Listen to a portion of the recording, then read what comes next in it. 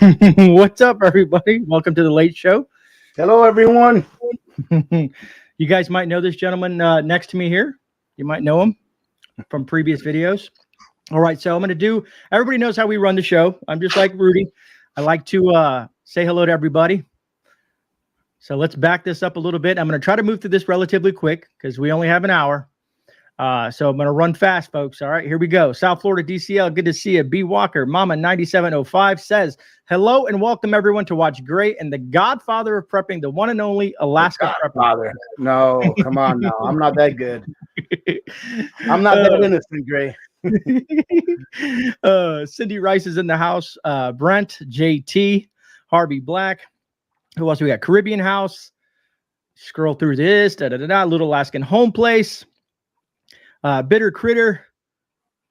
Scroll, Grey. You can do this. Carol Dodson, Ethel Miller. You are here, Ethel. Good to see you. TN Prepping Lady, Joyce. Who else do we got?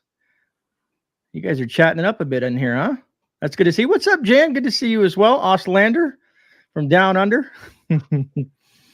All right. Trying to make sure I didn't miss anybody. I'm still scrolling. Yarn Preppers in the house. Always good to see you. Yarn, I know it's late for you. All right. CKOC. All right. Who else is this? Right on, Bitter Critter.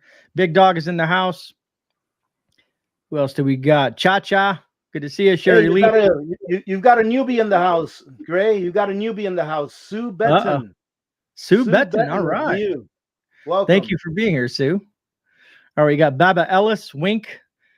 Who else did I miss? D-Dubs. What's up? Dale. Chris Marie. If I missed anybody, I do apologize. I want to get on with the show. Milo on the ready. Infrared Survival. Sunset. Ghosty. RG71. Mama 97054. Yes, hit that thumbs up button. Appreciate that, Mama. Joni. I think I said Joni. Cheryl. Pantry Only. Lady T. Survival Buzz. Mary. Amanda. KB. Hawkeye. Missy Wald. Dobby. And the list goes on. Queekney, Karen Murphy, Gypsy Flat, Moonphase, James Davis, Carol B, Bitcoin Country, like the name. Dreams Acres, good to see you as well. I got Sue and everybody else, Jeray, Rhonda. All right, folks, if I missed you, I do apologize. I appreciate you guys being here. Jungle Mom is in the house. I saw Lewis pop in there as well. James McBean. Rudy says, McBean says, I love your apple cake pie recipe. Oh, that's good stuff, but man, it's too dangerous for me. I hear you, man. I guess my community members ruined me, Grey. My community members ruined me for Christmas. They sent me so many treats that, you know, it almost got me going backwards there for a minute, but I'm trying to get on track. I hear you, man. Isn't that ironic? It's easy to pack on the weight, but harder to get it off, man. Oh, yeah. What's up, brother? Brother 10, Ann Otten, Kit Carlson. See you other folks driving in here. All right. What are we giving away tonight? And we ain't giving away nothing tonight, brother. You never know. Well, you never know. One of these days. You guys know, matter of fact, I want to try to get Rudy on board with this whole situation and me giving away a pound of silver. It's a lot of silver, right? Hey, Grey. Is that Silver Eagles? No. What you got there? Go ahead and pick 3. Pick 3 people, huh? Yeah, and before the end of the live, and I'll go ahead and send each of them one of my Alaska Prepper coins. That's you put me on the spot, man. I'm gonna have to. Should we? Well, before the end of the live. Before the end of the live stream. I can use the StreamYard thing and put the code word Rudy. That it's up to you, however you want to do it. But I'll give away 3 of them, and they have to be willing to allow you to email me their address and their name, so I can put it on a postcard. All right, folks. You guys heard it here. Alaska Prepper is going to be giving away 3 of his Alaska Prepper silver coins. So we're going to wait till the end of that. So you're going to have to watch us sit here and talk for a bit, and then we'll run it. All right. So, Rudy, the topic of tonight is how to beat food shortages and hyperinflation. I don't know if you want to give your take on it. I know you know a lot more about inflation, hyperinflation, stagflation, and stuff like that. Yeah. You know, it's just some people don't think that we're going to that direction of hyperinflation. What is your take on that, brother? I know you said that we're going to hit a different period before we actually hit hyperinflation, right? Yeah, well, I mean, the definition of hyperinflation, for those that don't know, is when inflation rises at 50% per month continually. So if we have 50% inflation for this month, then we had hyperinflation this month, right? Et cetera, et cetera, et cetera. I believe that 10% or higher inflation is considered superinflation. All right, don't quote me on that, but I believe that because they have different names for different levels. Right. Actually, City Prepping did a video on that here, I think 2 or 3 days ago, where he explains all the different levels. But that's what hyperinflation is, and when you think about it, we have been going through hyperinflation for years, but in slow motion. Maybe Right. not at 50% a month, but anyone here that's more than 40 years old, all right, can think back when they went to the corner store and bought a candy bar, let's say a Snickers bar for a quarter, and now you can't get away buying one. I don't know. I haven't bought one in a while, but I'm guessing they're about $1.69, depending where you go, right? So we've been going through hyperinflation, but just in slow motion. So eventually, I believe that we will have hyperinflation for one reason and one reason alone, because the monetary system under which we live is a debt-based monetary system. It's a Keynesian economics model monetary system, which pretty much says that you can print your way into prosperity. And anyone that lives in a physical world knows that you cannot print your way into prosperity. We've been trying to do it for decades, and it's only gotten worse for the working class.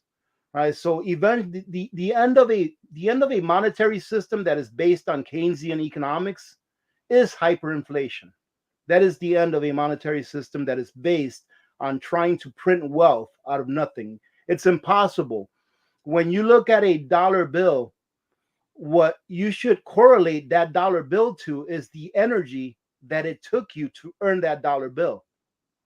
So energy cannot be created out of thin air. So then how can a dollar bill be created out of thin air and have value? It Right. can't. It can be created out of thin air, but its value comes from the labor that it took you to earn your $1 bill. So every time that they create new money and I'm calling it money instead of saying fiat currency all the time. So every time that the government / Federal Reserve, which in my opinion is two and one and the same, every time that they create that money out of thin air, as we like to say, what they're doing is they're creating new currency that then derives its value from your labor, from the currency that you've earned through labor. And the end of a fiat currency regime is always in hyperinflation. And we will see that. We will eventually see that. And, I'll stand by what I've said in the past, that the best way to protect yourself against inflation, period, be it inflation, hyperinflation, superinflation, whatever it may be, is to be prepared. First and foremost, have all of the things, not just food. Of course, we know that there is a hierarchy or a precedence in which you should prepare, but get everything that you know that you will need for an extended period of time. That way, when we do go into that period of superinflation, hyperinflation, whatever it may be, you can have had preserved your purchasing power in the preps that you have. Now, beyond your preps, I like to call any wealth that you have beyond your preps, I like to call that excess wealth. And excess wealth is what I use to purchase these little guys, precious metals, because excess wealth means that you have everything you need. A lot of people tell me you can't eat silver. Yes, you can't eat silver. I mean, you can eat it, but it's not going to give you very much nutritional value, right? But once you have everything that you need and you're in that part of your preparedness plan or journey where you're in the filling in the gaps mode, whatever excess wealth you have, you can preserve it with precious metals. You can preserve it by buying land, which I'm not a very big fan of buying land as a way to preserve my excess wealth. And the reason is that taxes can pretty much eat away everything that you've got in that land. For example, I saw a video today and I forgot who it was, but they said that they had a friend whose property taxes doubled in 1 year. So it's okay to have a whole bunch of land, but I would always recommend, well, not really recommend, ladies and gentlemen, you know, this is the internet, and I have to say I'm not a financial advisor, right? But I would say that if you are going to have wealth in land, to make sure to have a little bit of precious metals set aside. That way, when the fiat currency that we are used to using for trade, goes to zero, you can still have some wealth set aside that you can actually pay the tax man. Because one thing that will never go away, ladies and gentlemen, no matter what, is the tax man. Unless we have a crisis or an event that changes the name of our country to another country, we will always have a tax man, because the business of government, ladies and gentlemen, is to stay in business and to keep government alive and working. So I think I covered that. I probably covered it too much, Grey. You have to stop me, okay? No, this is what I like about having you on, man. It makes the live stream go nice and smooth. I get to rest my voice. It's funny that you said that, about preps. So I did a video the other day. Matter of fact, that you had watched it, which I truly appreciate, which is the difference between freeze dried and canned foods. Yeah. And what was really intriguing is someone from Canada had left a comment and they said, you have about $500 in Canadian money on your table. And I said, really? He said, yeah. He says, that Keystone meat there and that little bit of food that you had there, he said, that's about $500 Canadian. And I was like, wow, it's gone up that much over there.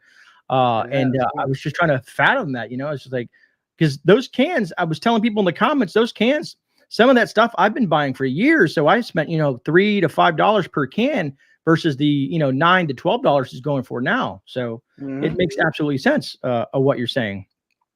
Yeah, I remember those good old days where you could buy one of those 28-ounce Keystone brand beef, beef in a can for less than $5. So, and I've got plenty of those. And guess what? I paid $5 for them, where now they're more than twice the amount.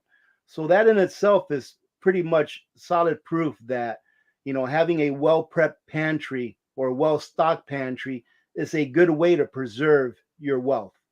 It's a good way to save money in the long run, because you'll have to pay less. And one thing that a lot of people may not understand is that even with your pay raises, inflation almost always, if not always, is more than what you're getting paid. So, for example, I love to use the example of Social Security this year. It was the highest pay raise to Social Security, or the highest cost of living adjustment to Social Security in history, and it was 5.9%. But really, what good does that do anyone that's on Social Security when inflation itself, and that's just CPI, not counting energy or food or healthcare, when inflation itself goes up 8.5%? It does you no good. You're still underwater, and even more so because, like I said, the CPI does not account for food. It does not account for energy or healthcare. I think it also doesn't account for schooling. So we all know that the real inflation rate is much higher than what is stated by the CPI. I agree 100%. I had to do some research on the consumer price index because I was trying to figure out, like, how you just explained, like, what does it all mean when they say the CPI, and what does it include and what does it exclude? And you're absolutely right. And if you might know better, didn't they reset something back? Was it in the 90s or something like that? In the 80s and in the 90s. So if you go to shadowstat.com, there, I think the gentleman's name is John Williams. He computes the CPI, how they used to compute it back in the 80s. You see, what happened is, back in the 80s, when we were having really high inflation, they redid the way that they computed the CPI so that the numbers could look better, so that the government could not look as bad as it would have looked if they would have told them the real, inflation rate. Right. So they changed it in the 80s, and it came a little bit down, after they changed the way that they computed it. Right. And then again, they changed it in the 90s again. In the late 90s, they changed it again. So if you go back to the formula that they used to use back in the 80s, right now we're at about 17-18%. Wow. So when they tell you, and that's just the CPI, okay, that's just the CPI. That's not counting food, fuel, energy. That's just the CPI. So right now, I would say, just just thinking out loud, I would say that our real inflation rate is at least 25 to 30% year over year. Is what I would say. Thank you, Hey, Texas. go Texas. Appreciate that. Before we continue with that, I don't want to forget Northern Girl had a question and I wanted to bring it up. I didn't know I can star things in StreamYard, but she says she wanted to know, can you ask Rudy about his thoughts on investing in a freeze dryer, please, and share your thoughts also? Absolutely. I mean, I love my freeze dryer. That I do believe that I've already made my return on investment. And as you all know, investing in a freeze dryer is pretty pricey. If I remember right, I believe I paid like $2,300 for my freeze dryer, and that was the small one. Well, I did a video a while back where I did some AP math, and I showed you all how much of what I had to freeze dry in order to make my return on investment, meaning in order to be able to save enough money between what I've freeze dried, what I paid for that, and what it would have cost me had I bought it from a third party. And I believe I've achieved that already. The reason being is because what I've freeze dried mostly are proteins, are meats and shredded cheese. So you know that if you go to Mountain House, just to pick a name, a number 10 can of, let's say, for example, chicken breast or chicken cubes, you're looking at $70, $80. Well, for me to go ahead and do the equivalent of a number 10 can of Mountain House chicken, it cost me about $15. Wow. So, do the difference. And then I also calculated how much energy costs. I calculated the amount of oil that I went through. I calculated everything. And I came up with that if I did 18 cycles, 18 full cycles, which contained 15 pounds of beef, 5 pounds in each tray, that those 18 cycles would result in me earning back the return on investment just in the savings that I had accumulated instead of buying it from third party. So yeah, I love my freeze dryer. I try to keep it working as much as possible because the more you have it work, the more money you're saving. If you want to think about it that way, and I didn't pay $2,400 or $2,300 so I could just have it sitting there. And I love doing the shredded cheese. If you like cheese, the shredded cheese comes out so really good in that. Give me a second, will you? Yeah, take your time. And first of all, while Rudy's checking on things, I want to say thank you to everybody that's joining us this evening. Usually on the live streams, it's kind of late on here, but it's early over at Rudy. It's dinner time around 6:30, 7 o'clock at Rudy's time. So look, this is shredded. This is shredded cheddar cheese. And I made a mistake. I just showed this off on one of my videos, and I said that this was the equivalent of 1.25 pounds of cheese before I freeze dried it, but it's 2.5 pounds. So there's 2.5 pounds of shredded cheese in here. And guess what? It's good for 25 years. And not only that, but it's really, really good. I like eating it just like that, freeze dried, without reconstituting it. It's really good. So yeah, just make sure you use it. If you're going to get a freeze dryer, make sure that you use it. Use it as much as you can and do everything that you want to do on it. That way you don't have an investment of that size just sitting there. You have to use it. Same thing with a pressure canner. I mean, you go out and spend a couple $100 on a pressure canner. If you let it sit there, then you just pretty much wasted your money. So just make sure you use it. That's you, Grey. I got stacks. I got stacks of jars, lids. I got all the gear. I got the pressure canner still in the box because I want to move to my new kitchen so I can set everything up. No, yeah, that makes sense though. So come July, you'll see either me blow myself up or me making some good stuff in the pressure canner. Minuteman and Mitten, I see your guys' question. It kind of relates, but I wanted to touch on something real quick before we move on from this topic. So as doing my research, I found out that when you freeze dry stuff, it contains 97% of the nutritional value in that food versus canned goods and whatnot. And someone brought up, someone asked me a question, and I'm not sure if you would even know the answer to this because I was going to reach out to I don't know if they'll ever respond to me, but someone said, well, what about when you rehydrate the food and add heat to it? Does that take away the nutritional value from that freeze-dried food? No, No, it doesn't, because what happens when you freeze dry is, without getting very technical, is that the moisture is extracted from the food without it destroying the molecular structure of the food. That's why it Okay. retains its shape. That's why it doesn't shrink. It retains its shape, right? So that's all you're doing. It's just a process of pressure or vacuum and temperature that extracts the moisture without destroying the molecular structure. That's why you retain the vitamins. So or the vitamins and nutrients, right? So Right. it's the same thing as if you were getting it fresh and cooking it, right? It's the same thing. You can Yeah. literally take I think Brent is here. I think Brent Winfield is here. He sent me a freeze dried New York strip that was still raw. I rehydrated it and I put it on the grill and it was just fine. Yeah, Brent is here. And I just thought it was quite intriguing to know that freeze-dried foods retain 97% of their nutritional value. Come to find out, dehydrating food retains about 60% of its nutritional value. Yeah. And then the canning process, I don't know if it relates the same to home canning, like pressure canning, but the canned goods that you buy at the store retains about 40%. So I was looking at those numbers and come to show that freeze drying is the best way to store your nutrients in the food that you're trying to consume. So that's why when it ties in, when I think about nutrient survival and what they add to it, is like that makes total sense and how it all plays out with the nutrients you can get from that type of food. I appreciate that, JT. Yes, smash that thumbs up button. Always appreciate it. So Minuteman and Michelle had a question, and I can give my thoughts. We can both talk about it.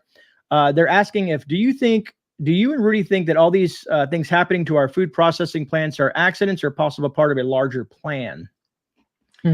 I mean, I have two answers for that. And the first answer is I'm going to give my opinion. Okay. And my opinion is, having gone down the rabbit hole as far as I have, and I don't go down the rabbit hole that far on my channel, because my objective is not to turn anyone, one way or another. My objective is to encourage people to prepare and to show other people how to prep.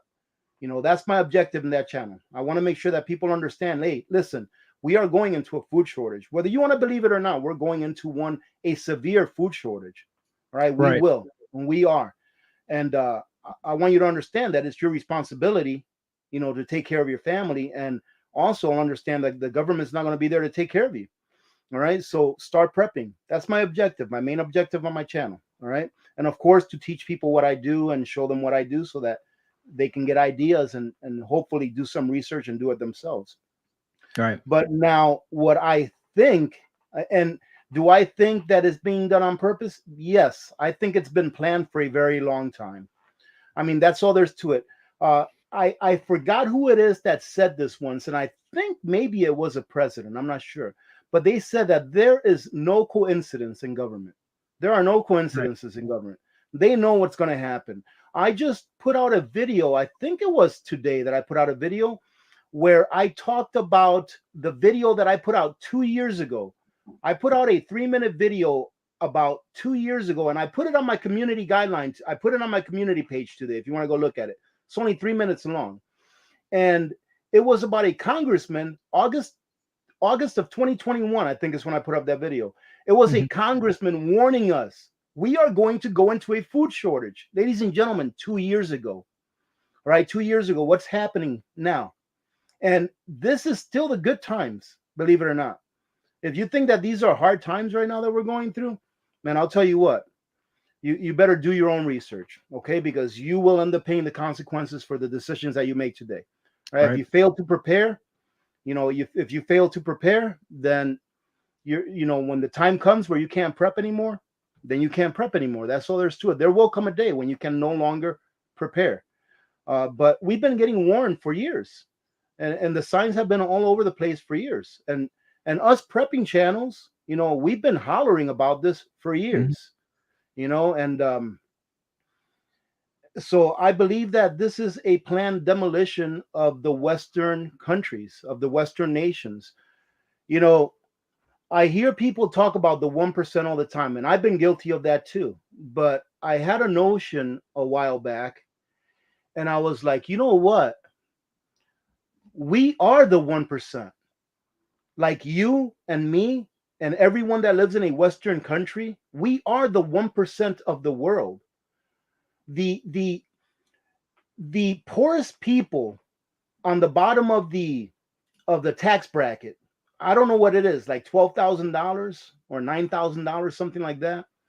But the lowest part of the tax bracket in the United States is a higher income than most of the people in the world make.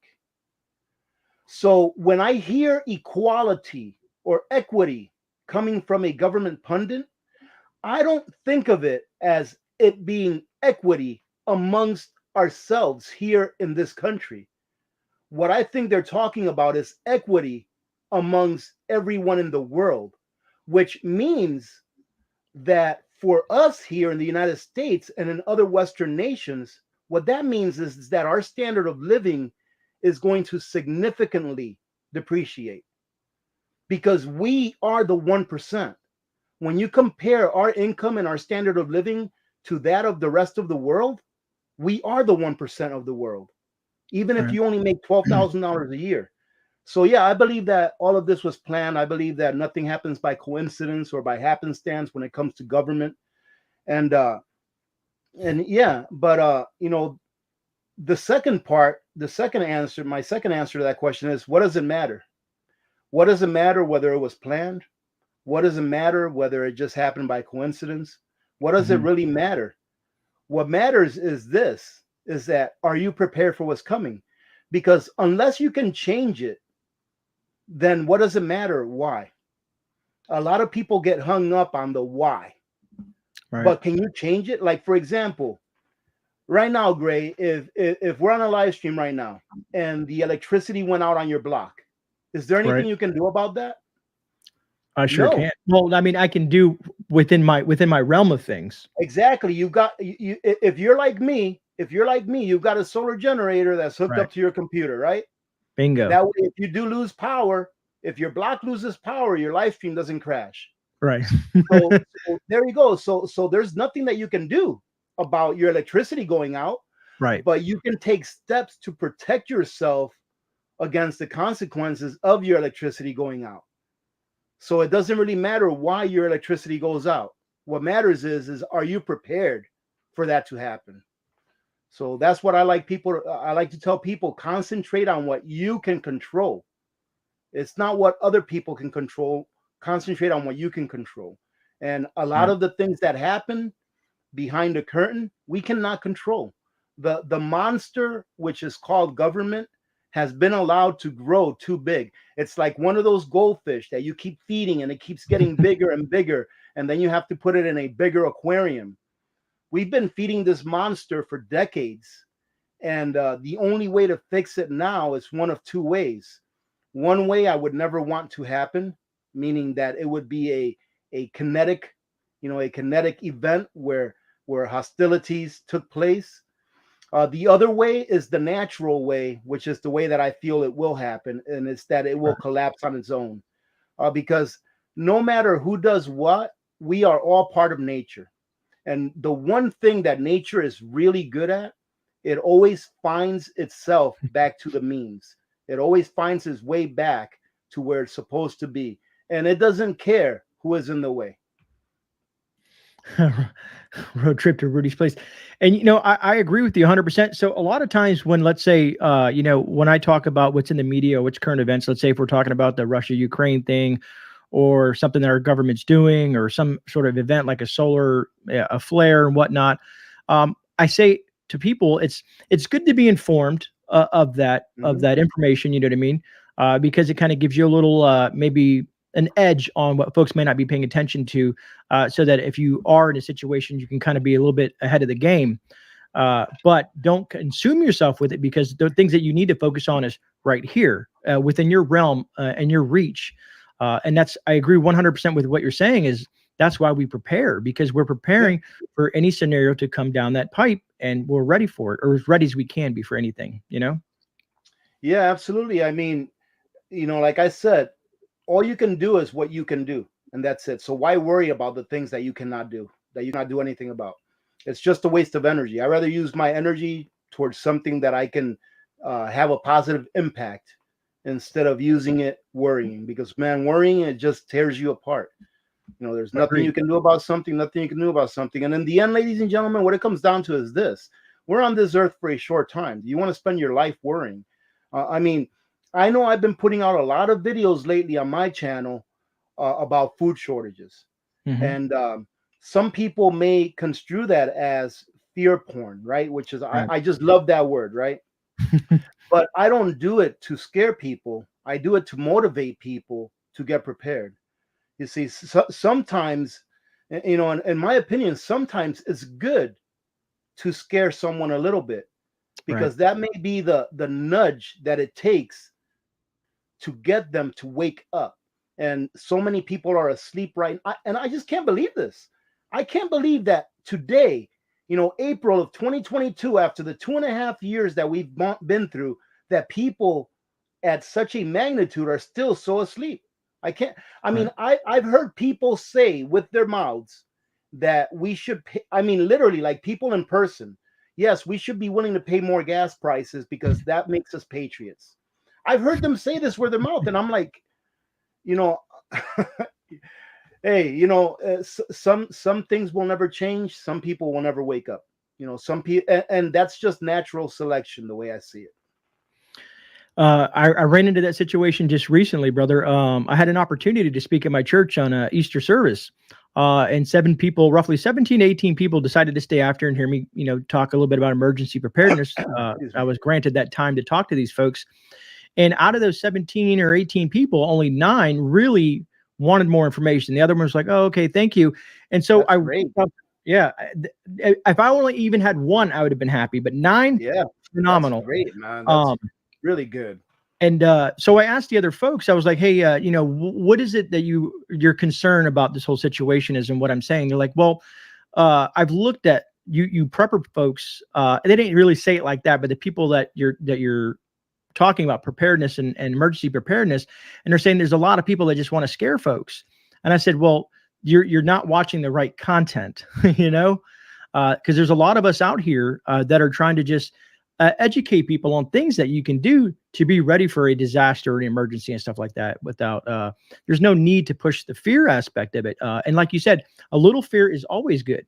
It's going to keep you on your toes. I mean, you were in the military, right, Grey? You were in the Army. You were a doc. Trust me, fear is a very good motivator. Trust me in that. When you feel fear, it makes you act.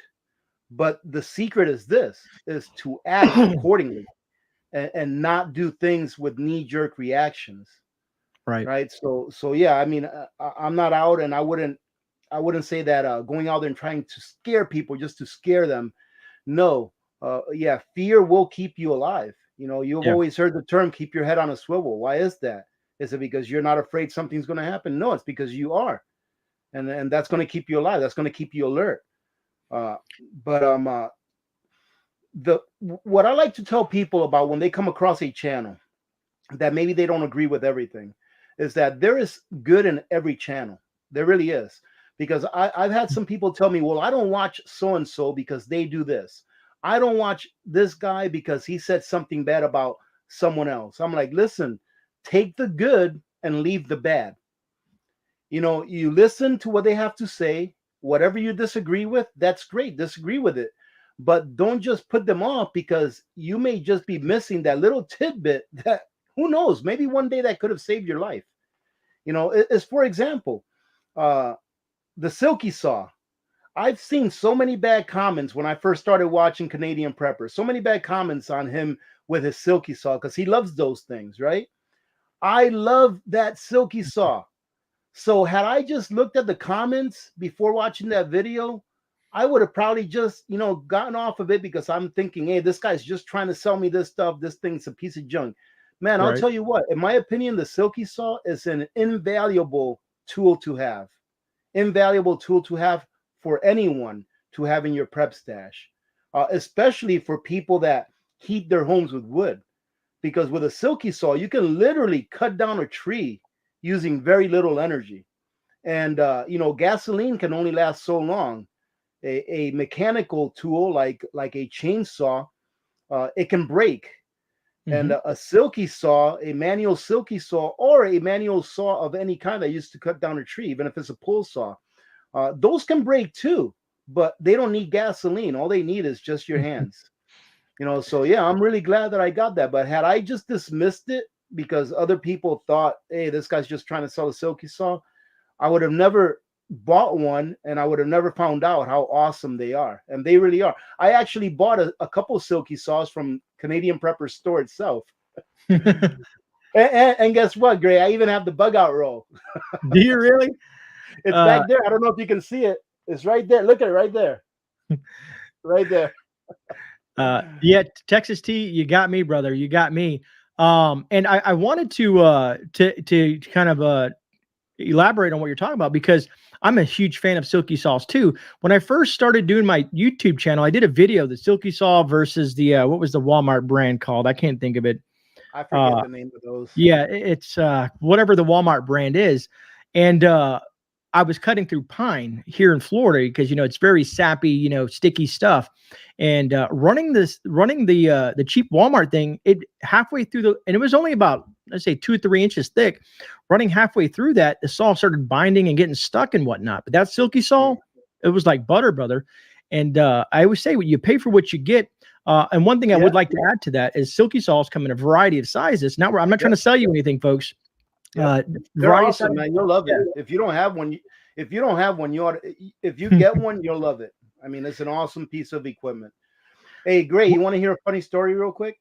Real quick, I want to add one thing. Don't forget to get extra blades when you get your silky saw. Yes, it's always great to have backups. But go ahead, brother. So when I first got my silky saw a couple of years back, I think it's probably like 3 years now. So my wife was out back here with me. She was helping me record a video of me cutting with it.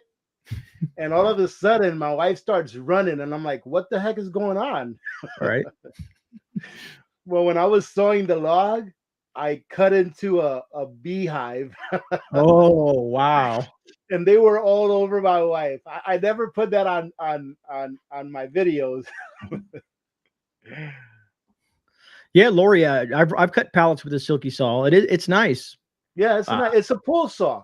So you only really use energy coming back. So it's easy to cut. It doesn't get stuck. I keep on looking over there because I know I got silky saws in this room somewhere, 2 or 3 of them. I've got one up here. I've got one up in my loft. And I got one on the kitchen table because I was out doing some stuff this yesterday in the garden and whatnot. People are like, what are you doing in the garden with a silky saw? I was cutting down some other trees to add to my compost pile, some scrap. But anyways, where are we at? I want to make sure we're good on air. We're still good on time because remember, folks, we're going to be doing something. We're going to be giving away some silver tonight. You got to thank Rudy for that. He's going to be giving some Alaska silver away. Yeah. See, I already forgot. So I'm trying to give me a second. I got to sneeze. Go ahead and keep talking. No, do what you got to do, brother. Where was I going to go with this? Is in regards to, like I said, the silky, you always want to have backup blades, just in case you have any issues down the road.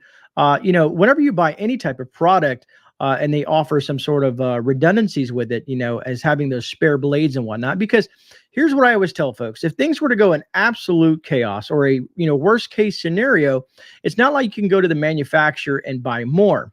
But I had a conversation with someone at one point or another, and they were telling me I did a video on 25 things that some preppers forget in their bug out bag or something like that, and I had touched upon lighters, and I was trying to explain to the gentleman that if SHTF was to happen, all the lighters in the world aren't going to just disappear. You know what I mean? There's every store that you go to, at every major retailer, at every place you can think of, regardless if they're ransacked and, falling apart, you're probably going to find a lighter. So he was trying to tell me that, it was a waste of time, ferrocerium rod. And I said, yes, ferrocerium rod comes in very handy. I have plenty of those. But I said, don't count yourself out, that lighters will just going to disappear, kind of thing like that. Right. And that's how I look at it. Certain things will disappear, ammunition. That's a different ballgame.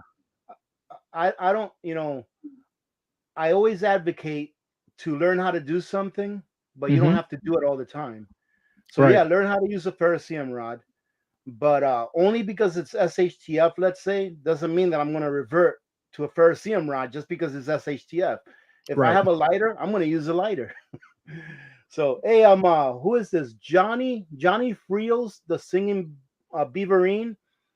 Oh, Asked, Joni. so I did use oxygen observers, Joni. I don't know if you can see them in there, but they're in there.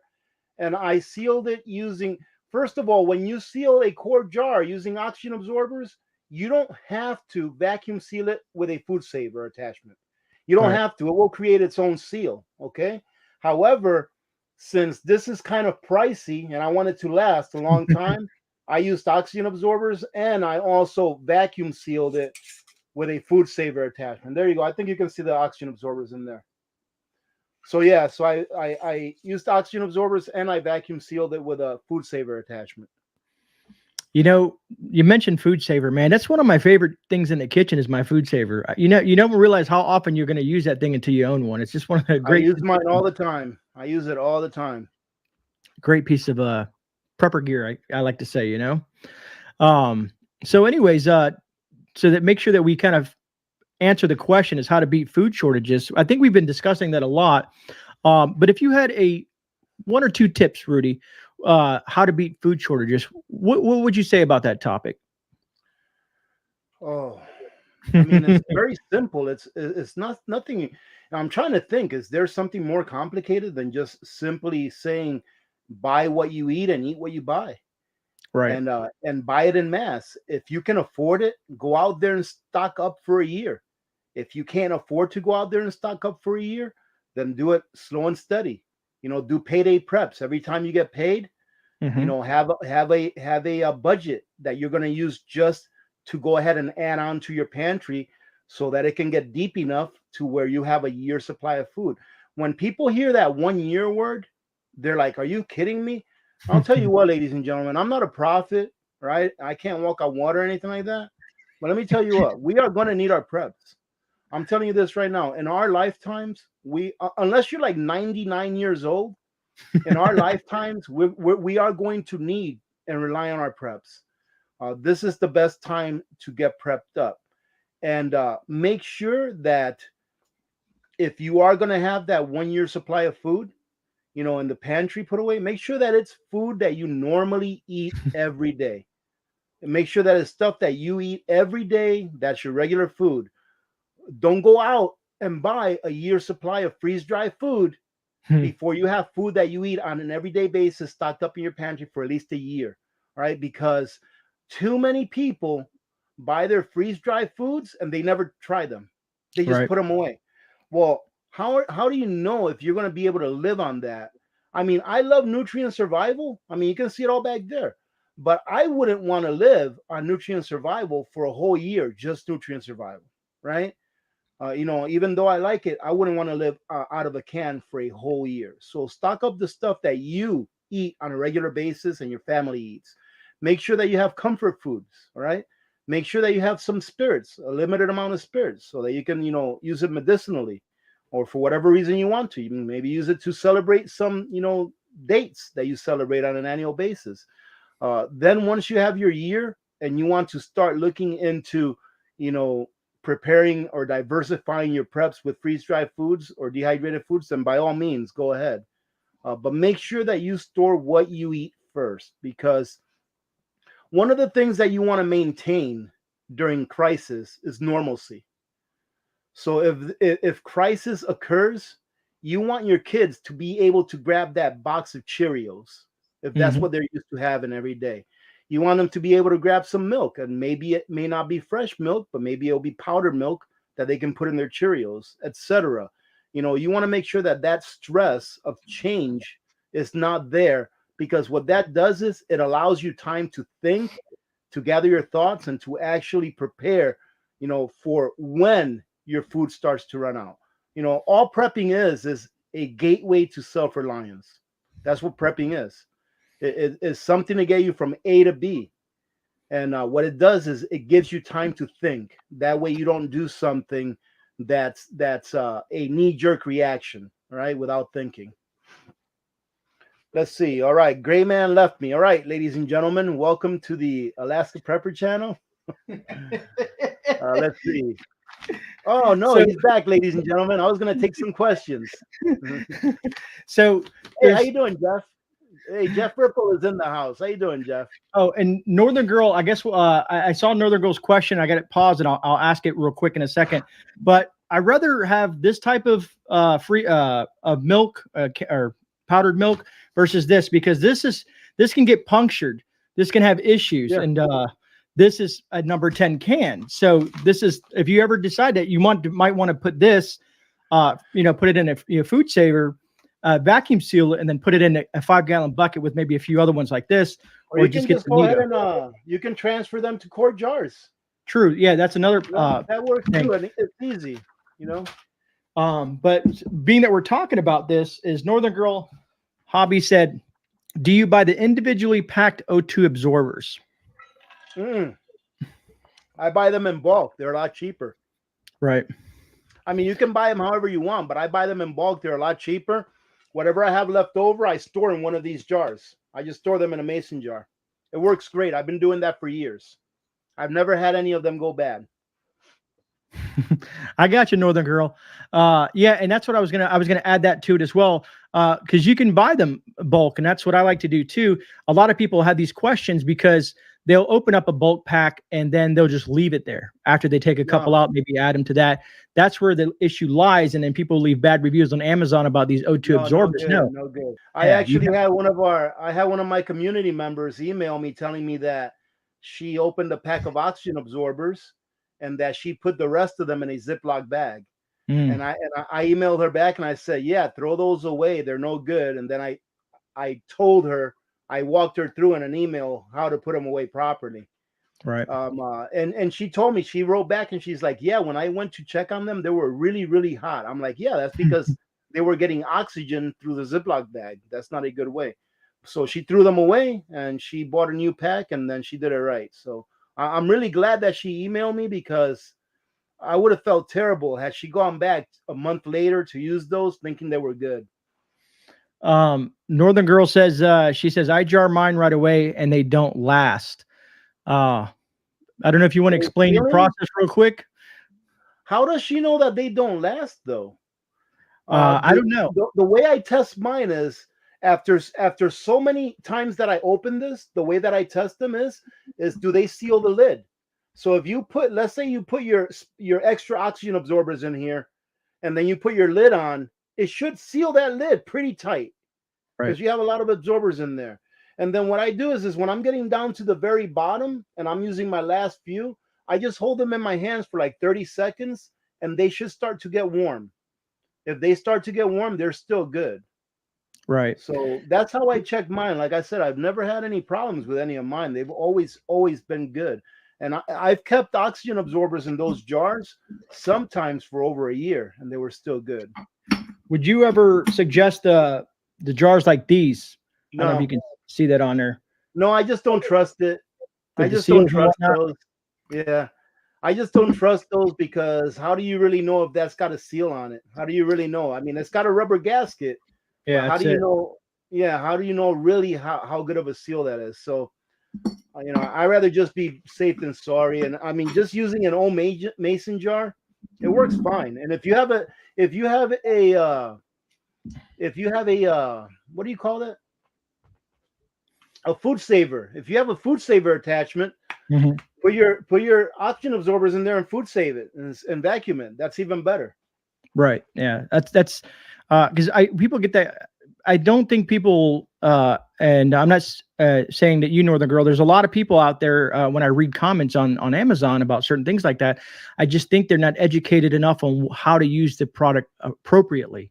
Like one thing that I do, and I don't know if you do the same thing, Rudy. When I buy my Mylar bags, the big ones, I turn off all the lights. I put a flashlight in there because I'm looking for little pinholes in the Mylar bag, because I've run into that issue in the past. I don't know if you've ever seen that. Yeah, never happened to me. The way that I know whether my Mylar bags are working or not is that I usually put more O2 absorbers in there than what's required. Yeah. And whenever I do that, you'll notice that the Mylar bag will actually shrink into itself. It'll suck into itself. Agreed. Yeah, so, you can. If it does that, I know it's working. I gotcha. Let's see. Teresa Markowski. Technically, yes, a one of those hand warmers. That's pretty much a big oxygen absorber. The inside of it is filled with a filler and some iron ferrite dust. And iron ferrite dust, all it is just a dust of iron that oxidizes very quickly. And in order for it to oxidize, it needs oxygen. So it uses up the oxygen in that space. I've actually used hand, hand warmers before to do it, and it does work. I'm going to try to show this to Yeah. the camera. There's bay leaves in there, but you can see it's hard as a rock. I'm trying to get that on camera. My mic's a little bit in the way, but I can see it from here. Yeah. Yeah. That's real tight. It's like rock, and that's rice. And that's how you know that when you process this properly, it's going to be like that. It's vacuum sealed tight in there. I don't have a smaller one, so I had to bring the big boy out. That was a workout. Oh. Anyway, that's 25 pounds of rice. People are like, what are you doing, Greg? Got all the stuff around you. Yeah, I've been working hard lately. Trying to get everything wrapped up. Rhonda Henry, do you mind if I answer another question, Grey? No, go ahead, brother. The floor is yours. Rhonda Henry asks, can you vacuum seal crackers and how long do they last? So I don't know how old this video is that I put up, but I'll do another one here soon because I still have some. But I put up some of those butter crackers like the Ritz, and I wanted to put those up because they were buttery. They had a lot of fat. I want to see how long they would last. I opened up a pack of those about, I don't know, like 3 or 4 years after I packaged them in Mylar with a oxygen absorber, and they were just fine. Absolutely nothing wrong with it. I was pretty excited. I still have 2 packs left that now are probably 6-7 years old. So I'm pretty sure they're still good. I can tell you with certainty from my experience that it'll last you at least 5 or 6 years. Because the one that I had was about 4 years past the best buy date, and there was absolutely nothing wrong with it. Now, if you're talking about sealing up like saltine crackers, I think those things will last 20, 30 years. I mean, saltine crackers is just salt, flour, and water. Pretty much that's it. It's and it's very dry. So it's almost, it's like a different form of, like, it's kind of close to hardtack in a certain aspect. Yeah, it's a soft hardtack. Yeah. Right. It's the same ingredients. It's just a more airy. Maybe they put a little bit. I don't know if on saltine crackers they put like a little bit of baking powder in there or something like that. I don't know. Yeah, agreed. Brown rice, do not put food savers in them. There's I've talked about brown rice. It doesn't last as long as white rice. I think what is it, 7 to 8 years? Yeah. Just because it can go rancid. I don't do brown rice. I think it takes too long to cook. Mm-hmm. And when you're prepping long-term food storage for a crisis, you have to consider fuel as well. Right. How much fuel are you going to use to cook that food that you have? That's why I stand by my notion that freeze-dried foods plays a part in a prepper pantry for a couple of reasons. Number one, if you put water in it, even if it's cold, you're going to be able to eat it, right? Because it's already cooked food that just needs to be rehydrated, right? Number two, for people, especially people that live in crowded areas, when you're cooking food, that smell carries a long way. And if there's other people there that are hungry, they're going to smell it. If you have that problem, and instead you're just rehydrating some freeze-dried foods, you're not going to have all the smells that you have when you're cooking food from scratch. And number three, it's great to have that option for the beginning of a crisis.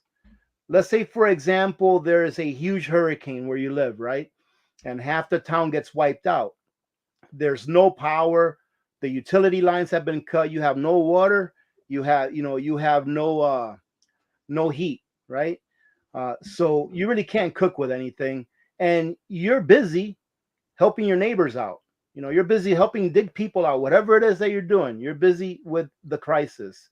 Right. Freeze-dried foods, all you do is open the pack. You can even eat it dry. You can even eat it dry and just follow it up with a shot of water or whatever you're drinking.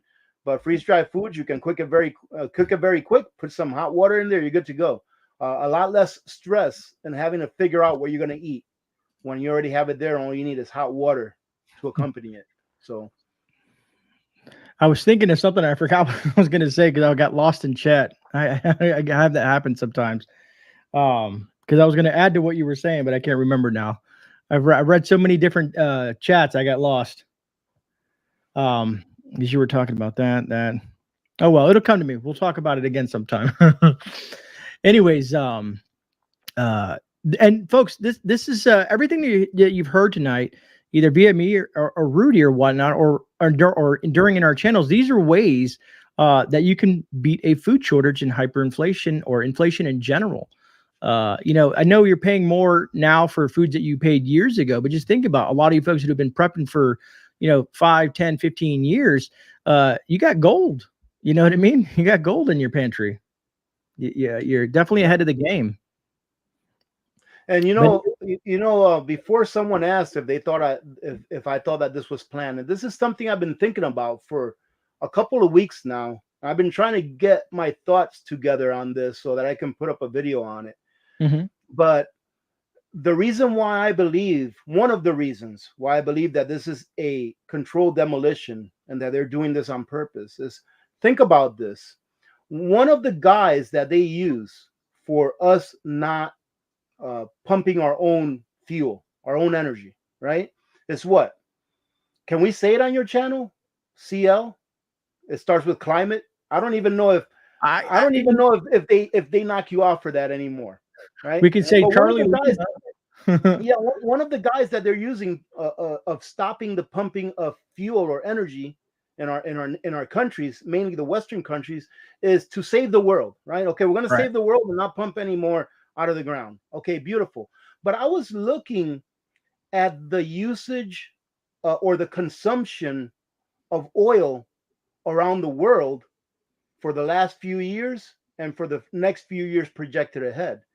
The only year that was really a big difference was 2020 because half the world was locked down, right? So it was a lot less consumption. But even with us here in the United States producing a lot less energy, we're still consuming more than we did last year. So how are we saving the planet if we're consuming the same amount of energy, but it's just being pumped out of another country's ground? Right. There's a thing floating around, and every time it pops up on a social media platform, it gets taken down. I don't know if I have anybody from Northern California here in the chat, but the governor over in California, Newsom, told people to start unplugging their electric cars because they're having issues with power and they're having yeah, right. I don't know if you know what I'm talking about. Did you see any of those pictures? So they have. No. I don't know if I'm going to get in trouble for this or not, because like I said, evidently the other platforms have not liked it, not even TikTok. But there is so in Northern California, people have been taking pictures of this, and they have what are those? The Generac generators, a diesel generator. Oh yeah, a generator so that they can. It's connected to their car. Yeah. So does that make sense? No, that's real. That's real. Yeah, that is real. Isn't that ridiculous? Oh, it's an man. oxymoron, but it just tells you how. It just shows you that they are throwing it in your face. Mm-hmm. I've always said, they will tell you exactly what's going to happen, but are you going to pay attention? I mean, they've been telling us that we're going to have a food shortage for years. And last year, when China was buying up half of the world's grain, to me, that solidified to me, we are going to have a food shortage. We will have a worldwide food shortage. And worse than that, we're probably going to have a very large kinetic conflict. Not only because of what China did, but as far as stocking up food and what's going on in Russia, not just because of that.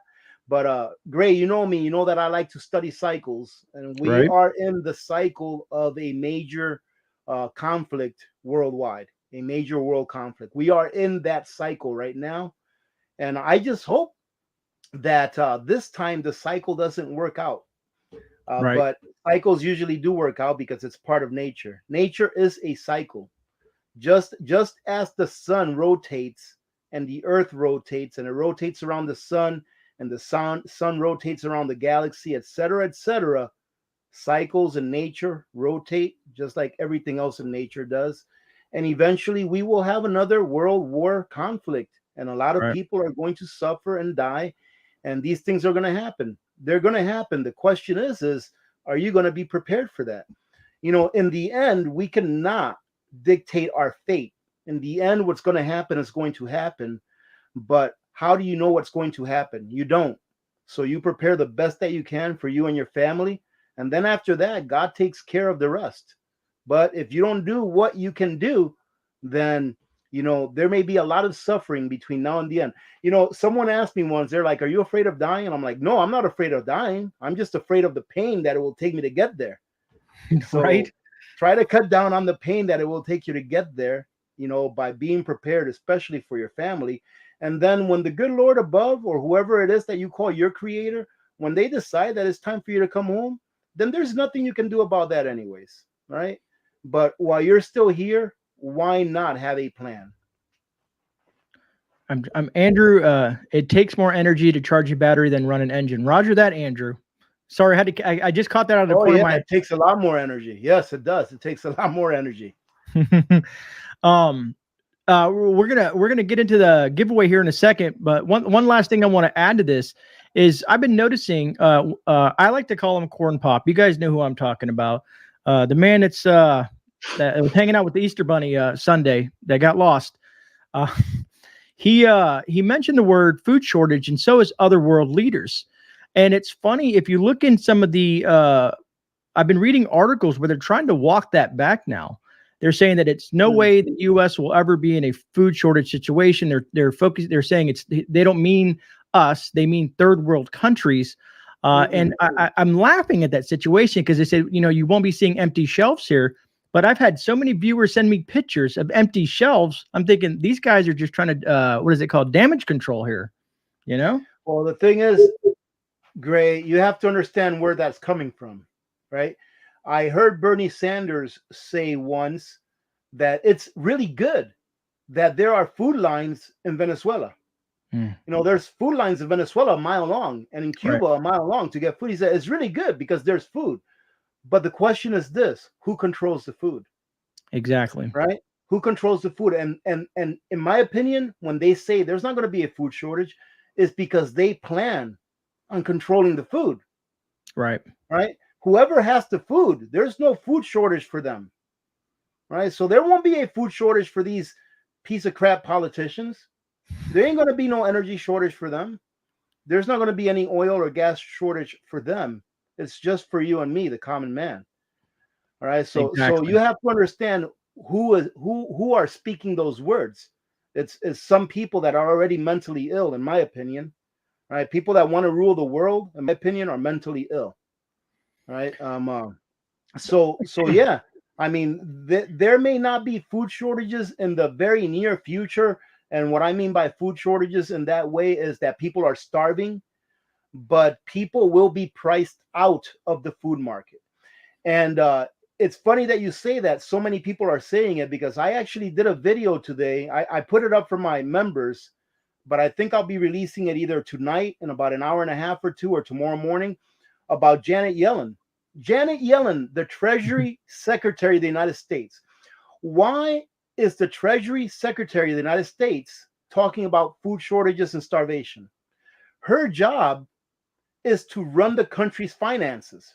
Her job is to make sure that our country pays its debts, to make sure that our country has a balance, a positive balance on its balance sheet, right? To make sure that we still have an income coming in from the taxes that they steal from us. That's her job. Her job is not about food.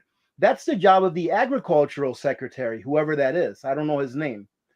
But when you have the Secretary of the Treasury talking about food shortages, ladies and gentlemen, if you're not prepared now, you're running out of time. All right, really. You're absolutely right, Andrew. But anyways, folks, we ran a little bit over an hour, and I don't want to forget Rudy's generous contribution to this live stream. So, if you guys we got to do the giveaway. Yes, giveaway. All We're right. going to do a giveaway. So you folks that have sat and listened to us chat for over an hour, you have a chance at winning some silver. After I'm going to put an email up so that you can email. You're going to email me your address if you're a winner. We're going to draw 3 times. Email me the address. I'm going to put that up now so that you guys can see it. Where is it at? Right here. Because I had to steal it from Rudy because my email gets too convoluted with stuff, man. Hey, Gray. Yes. You cannot be entered to win, man. Are you sure? Come on. No, I would be doing everyone a disservice. All right, you've already got enough. Oh man. All right, folks. So the key word, don't let Gray enter. Thank you, Sarah. I appreciate that, Hodges. So let's run this. The key word that you guys are going to have to use is simple. Let me bring up this thing and we're going to start generating here. Let me smooth this over. We're going to do it the easy way, folks. We're going to do it the easy way. So that there is no question that this is fair and nice. We're going to use the StreamYard giveaway tool. All right. So this is the text you need to write, just like it is. All you need to write is all capitals, R-U-D-Y, Rudy. So start letting that roll, folks. I don't know. The chat's probably going to go crazy. So if you want to win some Alaskan Prepper Silver, we're going to draw 3 times. Type in the word Rudy. I'm going to let that roll. Let's see how many folks want some silver tonight, Rudy. And I think I could just draw and then redraw and then redraw, hopefully. Yeah, I believe so. I'm so glad that you taught me how to use this thing because it's awesome. I know, right? I love this thing, man. I wonder if I can do it this way. I want to see if I can trying to see if I drop Hey, there's Billy Bob. How you doing, Billy Bob? I'm gonna say hello to a few of these guys here, man. Yeah, go ahead. Billy Bob is in the house. How you doing, Northern Girl? Smiling Wolf, that SID, the bitter critter is here. I see some of the usual suspects here. Hawkeye, what's up, brother? Sandra Johnson. I don't know what I did. Artie Black is in the house. Mark, Sweet Tooth. Did we have a winner yet? Nope, not yet. I'm letting it run. I was trying to do something different with my stream. So far, we got 175. I figured, let you say some hellos to the ladies and gentlemen in the house Sue? tonight. Good to see you. Franny, hello. Lorif, Sharon, Kentucky Ready. How you doing today? Russell K. Jack Bauer. I love that one. Is here. Oh, my daughter has stolen all my pens. Nice. Oh, I got one here. I'm going to write down the names just to have as a backup. All right, folks, another minute or so. And we got a good amount of entries. That's awesome. Well, good 190 so far. Good luck to you. We have over 409 amazing people in the chat, and hopefully you guys have hit that thumbs up button. Yeah, 409 people. Yeah. It's very kind of them, folks, for joining in. Thank you. That is awesome. Yeah, make sure that you put Rudy in all caps, okay? It's got to be in all caps to make sure that Rudy in all caps. If you put it in lower caps, it's not going to work. And you got to be subscribed to my channel. No, I'm just kidding. All right. I think we've ran up enough time. I'm looking to see if there's any other Rudies coming in. I see Teresa. I think we slowed down. I think we got everybody. We got 203 entries. Nice. I want to make sure we're going to draw, folks. All right. Let's just start rocking it out. We're going to draw 3 times. So even if you come in late, you might have an opportunity here. Now, hey, Gray, real quick, in case there's anyone here from outside the continental United States, I will still mail it to you. Mm-hmm. But when I mail it to you, I will take a picture of it at the post office as proof that I mailed it. All right. Because sometimes it doesn't make it to wherever I'm mailing it to in Germany or wherever. All right. So I'll still mail it to you. Roger all right, that, brother. Let's do it, Gray. Bomb. I'm excited. See who our first winner is. Oh, I almost thought McBean. B. Walker. B. Walker. Winner. Congratulations. That is amazing, B. Walker. And like I said, it's not only silver, it is a piece of Alaskan prepper history, man. This is something you just can't get anywhere. You can't buy this at the store. All right. We got 211 entries. We're going to draw again, folks. We're doing 2 more draws. Good luck. Make sure you guys are entered. And if you get picked twice, you only get to win once. I should have put that rule for you, Gray. I know, right? All right, Nancy Forster, Nancy congratulations. That's awesome. Thank you for being here tonight, Nancy. Forrester. And don't forget the email down below, graysgiveaways@gmail.com is where you want me to send your address where you want this mailed to, because I'm going to forward this information to Rudy. And he's going to email it from Alaska. I'm not mailing it. I don't have this. I do have Rudy silver, but not all of the silver. So No, don't I'll forget mail it that. as soon as I get that email. I'll put them in the mail the next day or the next couple of days. So don't forget, so far we got B. Walker and Nancy Forrester. All right, one more, folks. I'm wishing everybody luck. Wishing everybody luck. Here we go. I love this app. Yeah, I think it's awesome. What? Oh, that was close, right? That would have been an easy one. That would have been an easy one for Billy and me. I would have bought it this weekend. Oh, Billy, you were right there, Billy. All right, Hey, Bernie. hey, Gray. Hey, Gray. Yes. Oh, Bernie Ducat. Bernie Ducat. Congratulations. Go ahead and do it 2 more times. 2 more times. Rudy's in the giving mood, folks. Let's make it an even 5. All right. All right. We got 2 more times. Here we go again, folks. This is fun, man. I really enjoy it. Thank you, Rudy. Fun, man. I love doing this stuff. All right. It's almost like playing the what do you call it? The jack machine, whatever. Oh yeah, the one-arm bandit, Liz Chavez. Liz Chavez, number 4. Congratulations, Liz. Thank you for being here tonight. Hello, one CR. more. One more, folks. This is it. This is the last one. Last one. Here we go. Drum roll, please. All right, let's roll it.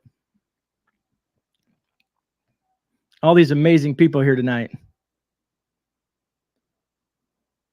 Rhonda Holt. Oh, Rhonda Holt. Congratulations, Rhonda. Awesome. Now, listen, I know that some of you probably have my email, but let's stick to the plan. Email your information to Gray. That way he'll email everything to me in one shot, all the names in one shot. Okay? Yes.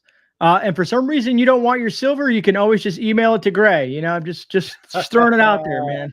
But please, folks, right down below, it says winners email me at graysgiveaways@gmail.com. I truly appreciate that, folks. That way I can get B. Walker, Nancy Forrester, Bernie Ducat, Liz Chavez, and Rhonda Holt. Please email me down below so that you can get your silver. Like I said, it's not only silver, it's a piece of history. That's what I consider it. That'd be, if I would have to be in my deathbed before I give up my Alaskan Prepper silver. Do a jar of cheese. And for those of you that don't know, those little coins, they're handmade. They're handmade by Dick, who is one of the gentlemen that owns the Alaska Rare Coins coin shop here in Fairbanks. So he actually melts the silver with a torch and then pours it by hand and actually stamps the coins out by hand. So pretty cool. All right. So I want to say thank you all for joining us on this live stream. It's always a good time having Rudy here, man. Rudy's like an extension of like my family. Like I feel like we're just brothers, you know what I mean? But we're so far away. But I want to say thank you, Rudy, for being here and taking the time out of your busy schedule. Thank you for having me. Thank you for having me. I always have a great time coming over here, Gray. Yeah. You know, like you said, we're like brother. We're brothers, and we both have awesome communities. And your community, as far as I can see, is just as precious as mine is. So that it is, my friend. You know, a lot of good people, and you know, I love doing this stuff, and it's all about spreading the word, making sure that those that haven't started prepping yet, you know, be given the chance to at least understand that they need to prep. So thank you for having me very much, man. I truly do appreciate it. And thank you, ladies and gentlemen, for being here.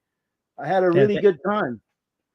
And I don't want to forget the mods. You guys know that you are the glue that holds all of this together, folks. You guys are the glue that holds all of this together.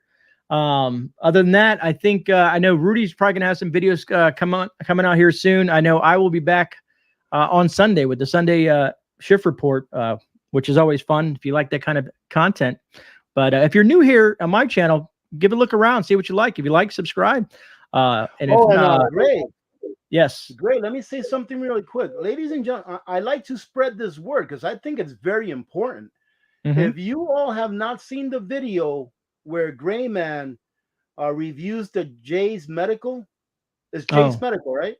Jace If you haven't Medical. seen that video where he reviews the Jace Medical, make sure you watch that video, because in my opinion, what you're looking at right there is one of the most, it can be the very most important thing that you prep.